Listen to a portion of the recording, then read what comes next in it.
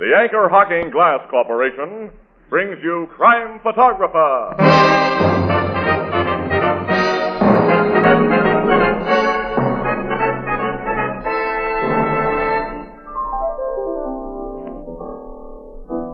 Hiya, Casey. Hi, Ethelbert.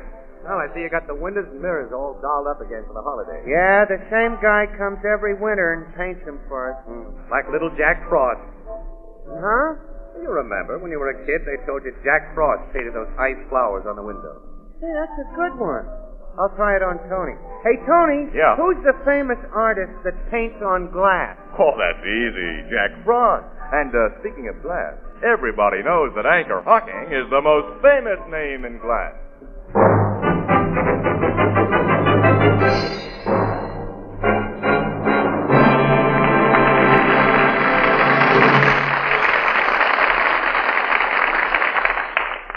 Good evening, ladies and gentlemen. This is Tony Marvin. Every week at this time, the Anchor Hocking Glass Corporation of Lancaster, Ohio, and its more than 10,000 employees bring you another adventure of Casey, crime photographer, a cameraman who covers the crime news of a great city. Written by Alonzo Dean Cole, our adventure for tonight, The Life of the Party.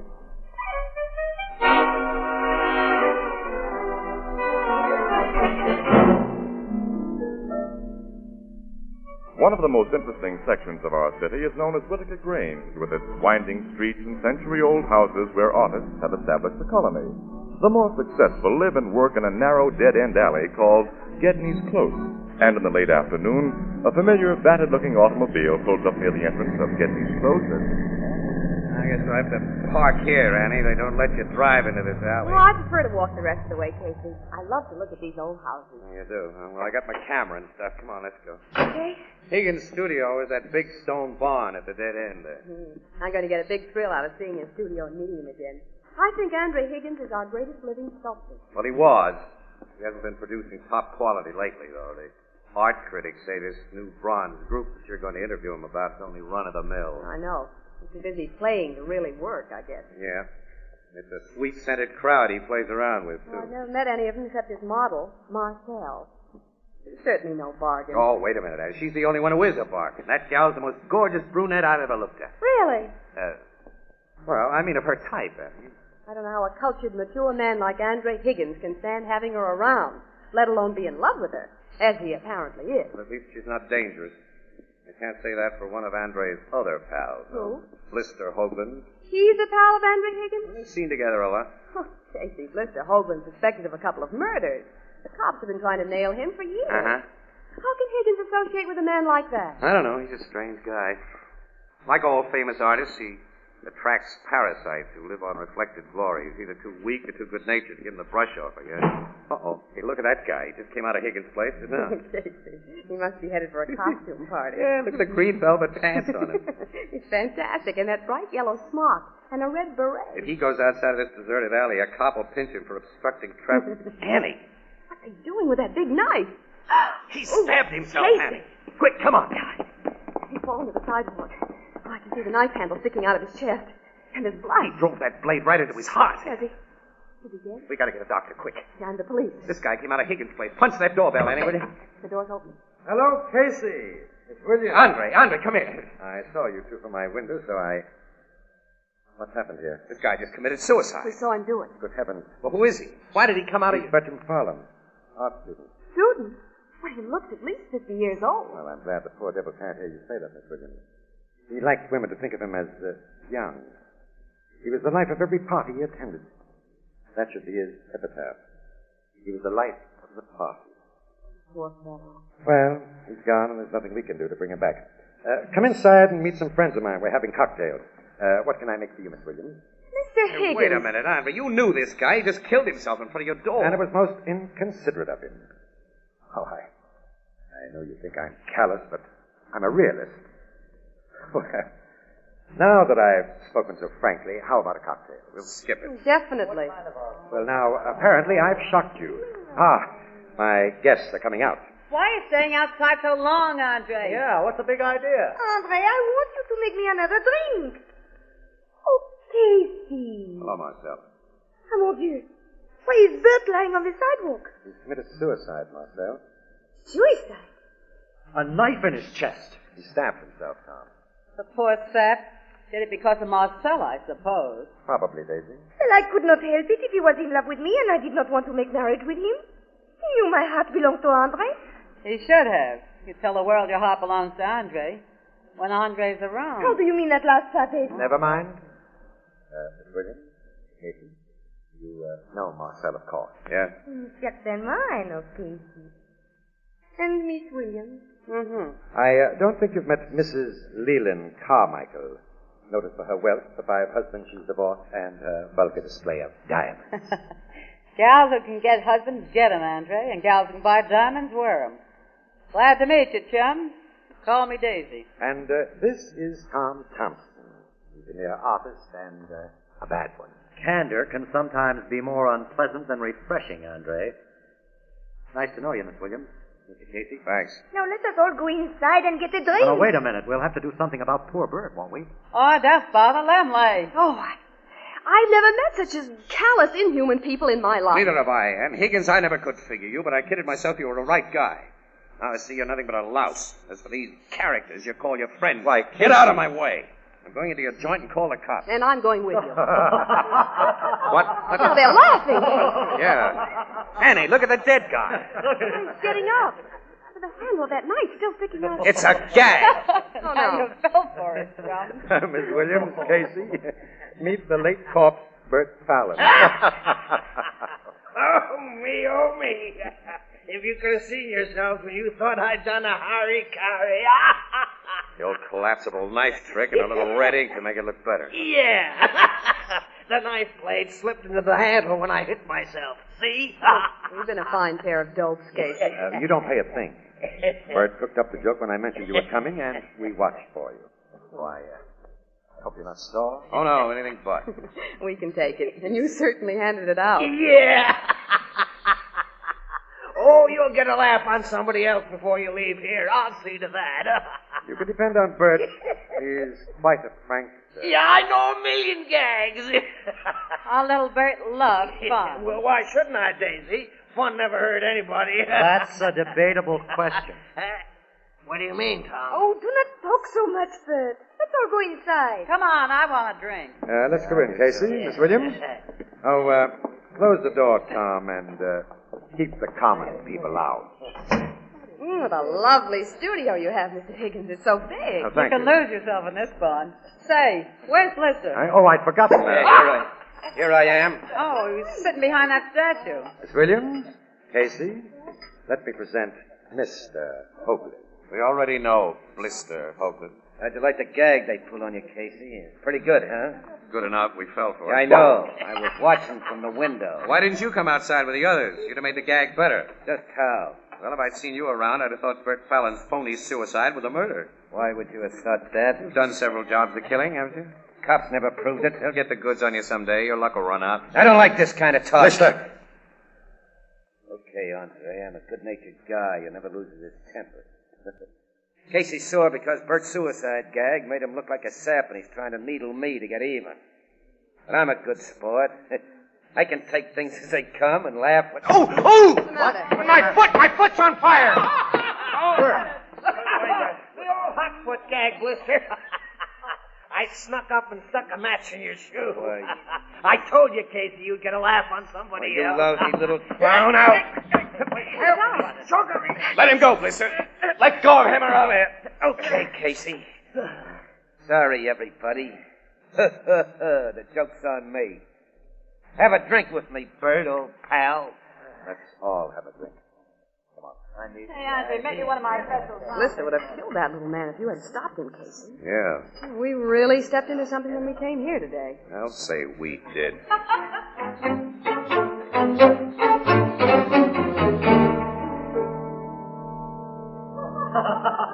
I'd like to get out of here, Casey. Yeah, so would I, Annie. We came here for an interview, and until you get it, we I gotta know. stay. I simply haven't been able to pin Higgins down. He's all over the place. So is everybody else. How can a man like Higgins put up with such people? They have no talent, no intellect, nothing to recommend them. Daisy, that big overstuffed gal, told me this was dear Andre's inner circle. Oh. Casey, Huh? you think all those diamonds that Daisy wears are the real thing? No, she told me they're imitations. All except the big headlight she wears on her finger. That's a lot of carats of the real McCoy. She says she's superstitious. She always wears it because her first husband gave it to her for luck.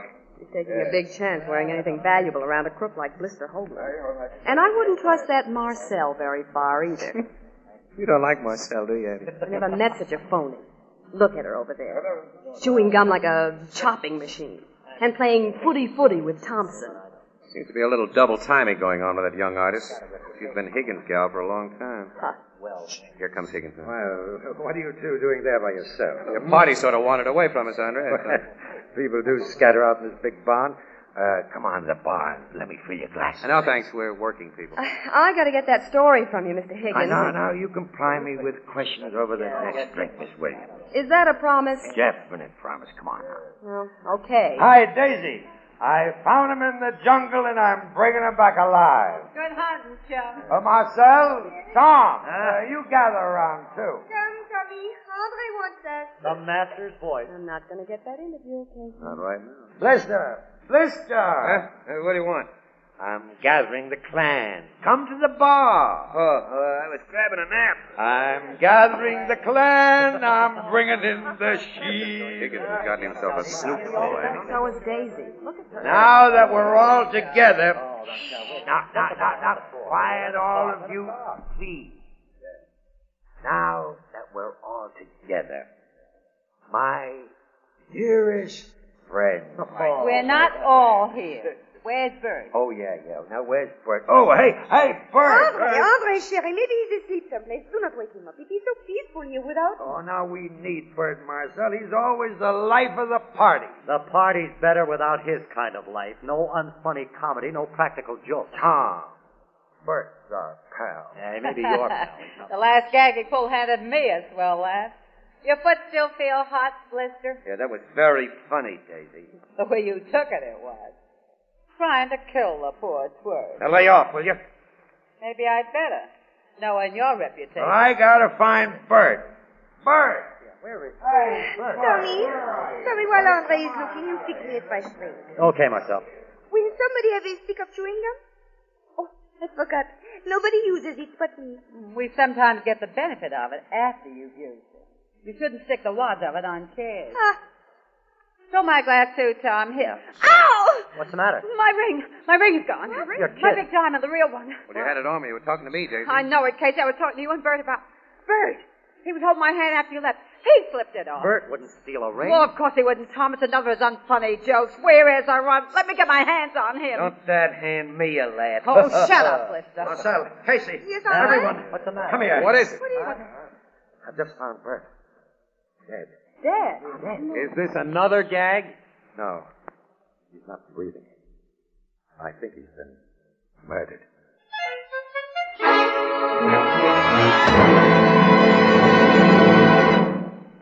Our story will continue in just a moment. Nothing is quite so comforting as a good hot cup of coffee, particularly the first thing in the morning. But that's the very time of day when everyone is in a hurry. Well, here's a way to enjoy delicious coffee with no fuss or bother of any kind and in a matter of moments. Simply take a cup, a spoon, and a glass jar of soluble coffee. Put a spoonful of coffee in a cup and add hot water, and that's all there is to it. But make sure to buy your soluble coffee in a glass jar. Glass jars are easy to open. A quick turn of your wrist and the coffee is ready. And then, too, your spoon fits easily and conveniently into the wide top of the jar. No trouble in measuring. And last but not least, glass jars protect the flavor and freshness of soluble coffee perfectly against moisture or contamination of any kind. Now, most of the better packers of soluble coffee protect their product by using clean, sanitary Anchor glass containers and Anchor caps. Both products of Anchor Hocking. The most famous name in glass.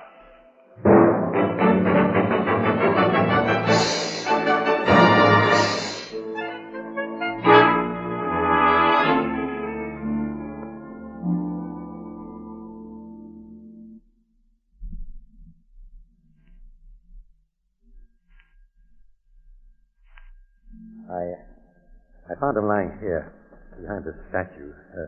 Just as you see him, Casey. Oh, he's dead, all right. A knife through his throat. In just the right spot, Anne, so he'd make no sound. Who could have killed him? It had to be someone here, Marcel. Definitely. You tried to kill him earlier this evening, Blister. Now, don't you point the finger at me, Daisy. You've been suspected of other killings. Now, be careful, Tom. You did it, please. I didn't. I swear I didn't. I think the cops will nail it on you. If all of you against me accuse me, maybe they will. But I'm giving them no chance. I'm doing a lamb. You're not leaving here. Yes, I am. He's got a gun, Casey. Keep away from me, all of you. I'm not taking a rap for something I didn't do. I'm getting out of here. Anyone who tries to stop me gets a bullet. Andre. Andre, you shot him. One has the right to shoot an escaping murderer. Luckily, I had a gun. Phone the police, Casey. Okay, Andre. Good job of shooting you did. Caught Blister squarely between the eyes.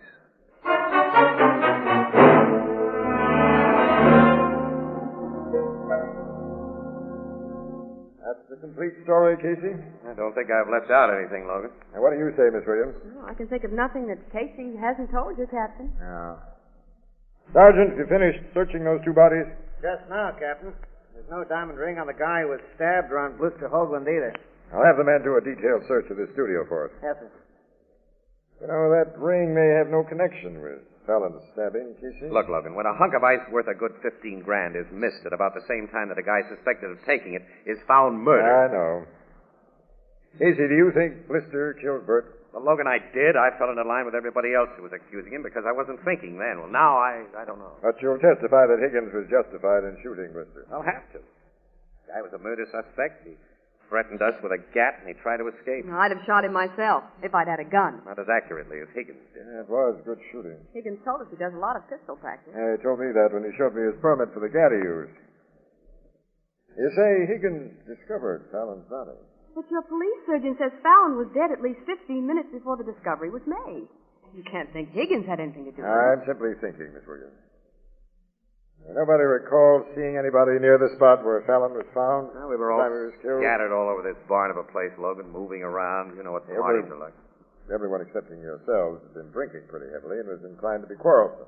Marcel hadn't had much to drink. Too busy crunching gum. Higgins wasn't quarrelsome. And he was tight. Until he found the body, that sobered him up. Yeah, it naturally would. A fat gal who lost her ring. She have a lot of dough? A couple of millions, Fallon told him. What about Thompson? Thompson's an art student. He goes in for surrealism, that kind of stuff. Goes for that Marcel, babe. Yeah.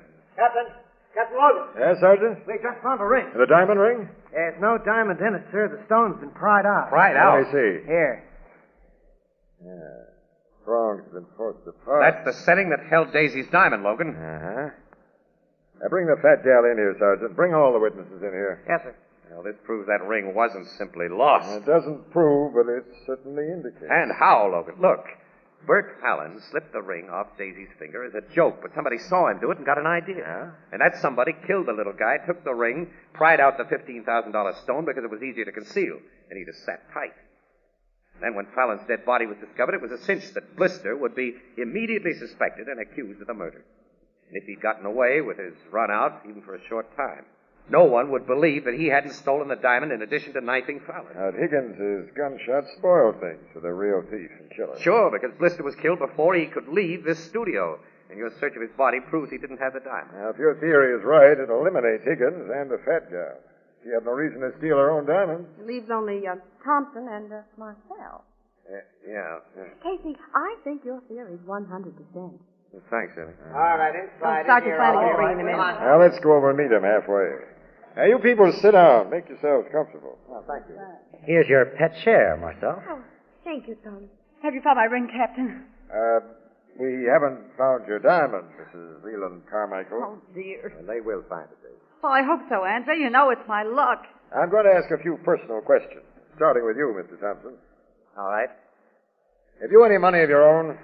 That is personal. I can get it from other sources if you don't tell me. I'm an artist. A bad one, many people think, which means I'm always broke. Yeah. Thanks. What's your financial status, Marcel? Why, I have only what I make as a model and what Mr. Higgins gives me besides. What do you give her besides, Mr. Higgins? I'm afraid I haven't been very generous with Marcel. Oh, but you have, Sherry. $100 a month just for spending money? Give you any diamonds? No. I do not care for diamonds.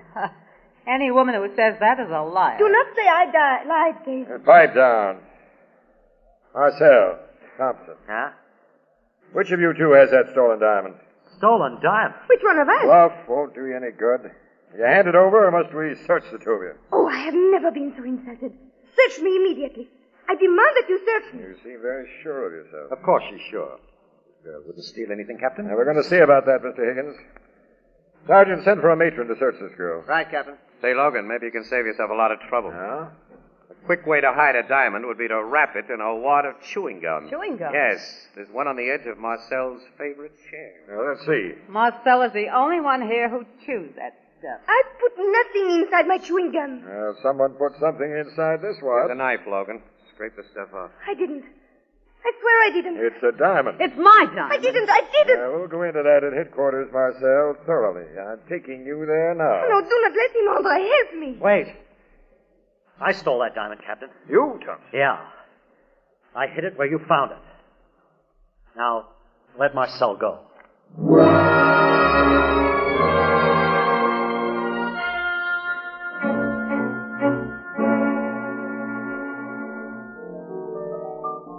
You think this Thompson's confession was just a noble act, huh, Casey? Oh, sure. Of course it was, Ethelbert. So is Lowe. So am I. Thompson's so crazy about that phony Marcel, he'd go to the chair to protect her. Maybe they both done it together. You say the suspects was eliminated down to just them two? On the basis of my theory. But I can't see her doing it cold-bloodedly for no better motive than a diamond too hot to wear and too hot to sell. Well, she could have had a double motive, Casey.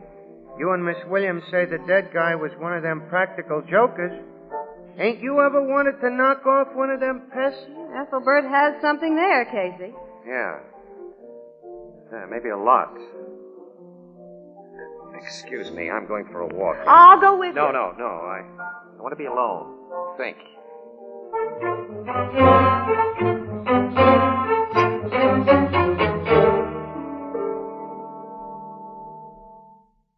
Come in, Casey. Thanks, Andre. Hope I'm not disturbing your work. Well, I'm scarcely in the mood for work after what happened here last evening. Anyway, I've been away from the studio until a few minutes ago. I went down to jail with Marcel. Oh. How is she today? Oh, she feels utterly friendless. She even thinks I'm against her. You're trying to help her. You believe she's innocent. Naturally. How does she feel about Thompson? The idiot's phony grandstand confession strengthened the circumstantial case against her. That was the net result of it. Mind if I sit down on it? Oh, yes, please do. Oh, are you paying me this unexpected but welcome visit as a newspaper man or as a friend, Casey? This is a guy. Oh. Hey, Andre, what's your frank opinion of Mrs. Leland Carmichael, Daisy? Why, all around good fellow? Very superstitious, isn't she? That's right. And so I gathered from her talk about that ring.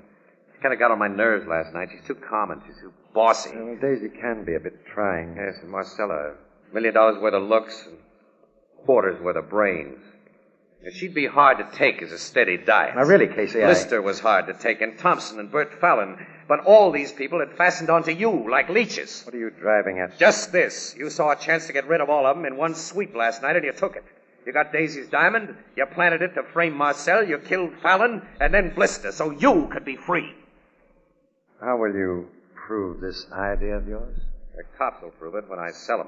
You haven't done that yet. No. I wanted to spring it on you first to see how you'd react. Your face has told me that my theory is good. What does this reaction tell you? I thought the cops impounded that gun you killed Blister with. They did. This is another. No one else will realize the motive for what I did. I didn't kill for profit or because of hatred. I simply had to be free to the friends who were wrecking my life. They were driving me mad. I was too weak, too cowardly to send them away. Now you threaten my freedom. So I must kill again. No, you don't. You broke out his gun, Sergeant. Get the cuffs on him. Yeah. All done, Captain. Logan, I was beginning to think you'd make your play just a little too late. You policemen were hiding it. Yeah. We let ourselves in here while you were visiting Marcel at the jail. Casey, you said you hadn't told anyone. I'll never trust a newspaper guy, Andre. We're terrible liars. We'll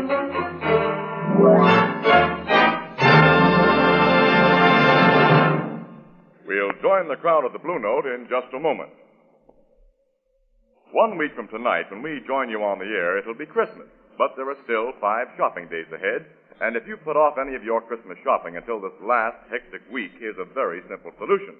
Between now and Christmas, your favorite chain store, department store, and other stores selling chinaware and glass will be featuring the amazing new Anchor Glass heat-proof dinnerware known as Jadeite, and that's spelled Jadeite, Jadeite. Now, Jadeite has the beauty of fine Chinese porcelain.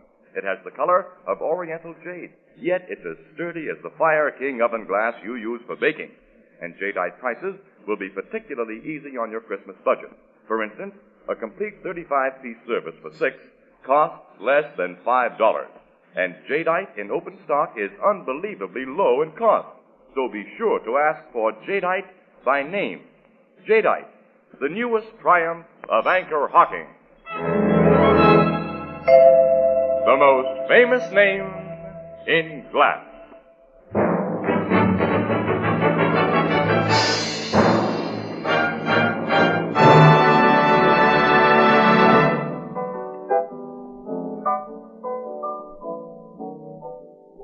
I gave you your notion about Higgins, Casey? You sure did, Ethelbert. When you said everybody would like to kill pests.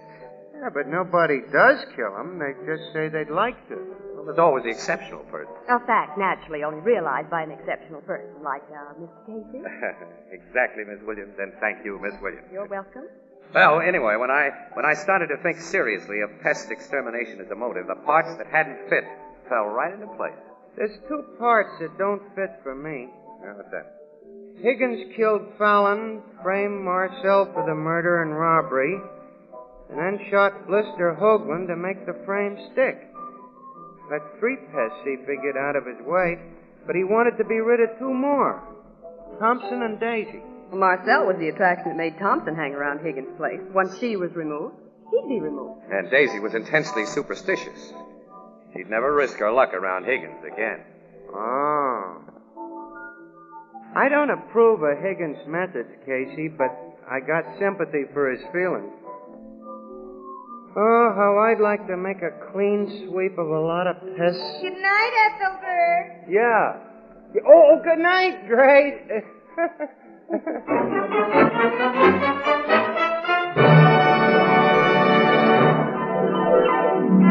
Crime Photographer, starring Stotts Cotsworth as Casey, is brought to you each Thursday by the Anchor Hocking Glass Corporation, makers of Fire King oven glass, Anchor glass containers, Anchor caps and closures, all products of Anchor Hocking, the most famous name in glass.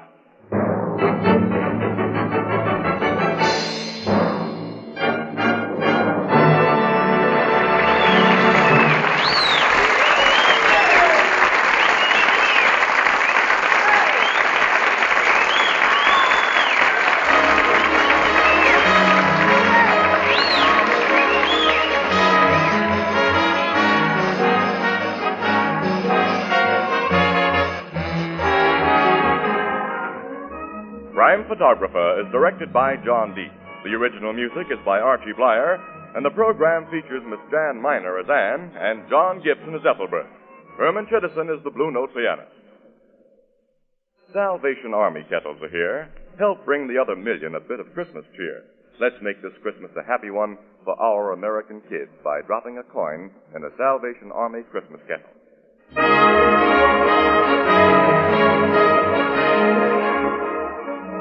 This is Tony Marvin saying goodnight for the Anchor Hocking Glass Corporation of Lancaster, Ohio, with offices in all principal cities of the United States and Canada. This is CBS, the Columbia Broadcasting System.